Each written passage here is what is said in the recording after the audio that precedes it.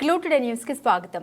నాగర్ కర్నూలు జిల్లా అచ్చంపేట నియోజకవర్గంలో మాజీ ప్రధానమంత్రి శ్రీ రాజీవ్ గాంధీ పుట్టినరోజు సందర్భంగా అచ్చంపేట పట్టణంలో ఎమ్మెల్యే డాక్టర్ వంశీకృష్ణ ఆదేశాల మేరకు రాజీవ్ గాంధీ విగ్రహానికి పూలమాల వేసి నివాళులర్పించడం జరిగింది. రాజీవ్ గాంధీ ఈ దేశంలో ఎన్నో సంస్కరణ కార్యక్రమాలు జీవితకాలం గుర్తుండిపోయాయి. ఈ దేశంలో కులాలు మతాలు స్వేచ్ఛగా జీవించే విధంగా రాజీవ్ గాంధీ కలలు కన్నారు.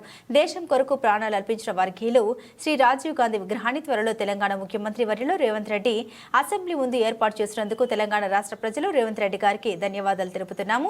ఈ కార్యక్రమంలో సీనియర్ నాయకులు శ్రీనన్న, అడ్వకేట్ తెలంగాణ ఉద్యమకారుడు రాజేందర్, యువనేత వట్టవర్లపల్లి సర్పంచ్ శత్రు నాయక్, ఐఎన్టీసీ తాలూకా అధ్యక్షులు Mahabub Ali, Konduru Shekhar, Lingam ward councillor Venkatesh Baba, assembly working president Khader, Chotubhai, Khajabhai, Sadiq నియోజకవర్గ ఈ కార్యక్రమంలో నియోజకవర్గ సీనియర్ నాయకులు, పార్టీ శ్రేణులు, కార్యకర్తలు తదితరులు పాల్గొన్నారు.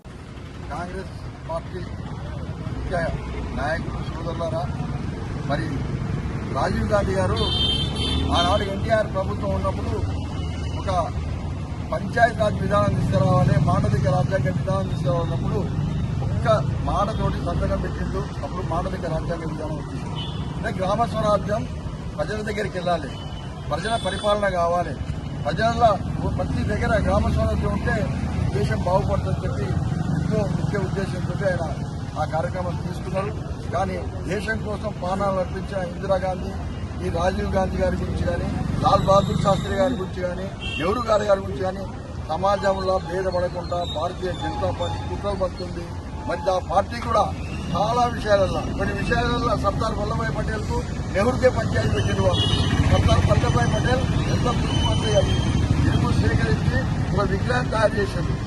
మరి ఈ యొక్క రాష్ట్రపతి ప్రసంగంలో కూడా ఒక పార్లమెంట్ నడుస్తుంటే పండిత్ జవహర్లాల్ నెహ్రూ మొట్టమొదటి ప్రధాని పేరు ప్రస్తావించకుండా కూడా ఈరోజు వాళ్ళు మాట్లాడుతున్నారంటే ఇది చాలా హేయమైన విషయం.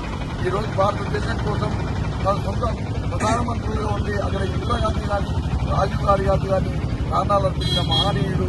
ఆయన జయంతిని ఈరోజు మనం పురస్కరించుకొని ఇంతమంది తయారై మన ద్వారా కొంతమందికి కొన్ని విషయాలు తెలియజేయాల్సిన అవసరం ఉన్నది. మరి గతంలో ప్రభుత్వం లేని నాటికి 200 మందితోటి ఈయన జయంతి వర్ధంతులు జరుపుకున్నాం. ఈరోజు ప్రభుత్వం వచ్చింది, ఈరోజు చూసి దాదాపు 50 మంది కంటే ఎక్కువ. దానికి కారణం ఏంటంటే రాను మనం కాంగ్రెస్ పార్టీ కార్యకర్తలమే ఇటువంటి కార్యక్రమాలకు దూరంగా ఉంటున్నాం. కాబట్టి దయచేసి రాబోయే కాలంలో కూడా ఎప్పుడే కానీ ఏదైనా కార్యక్రమం జరిగితే ఇంత మంచి నాయకుల గురించి ఇవాళ అర్పించుకోవాలి. మరి ఆయన జయంతి గుర్తుపెట్టుకొని మీ అందరితో ఈరోజు మాట్లాడాల్సిన అవసరం ఉంది. కాబట్టి మీ అందరికీ నమస్కరిస్తూ తెలుగు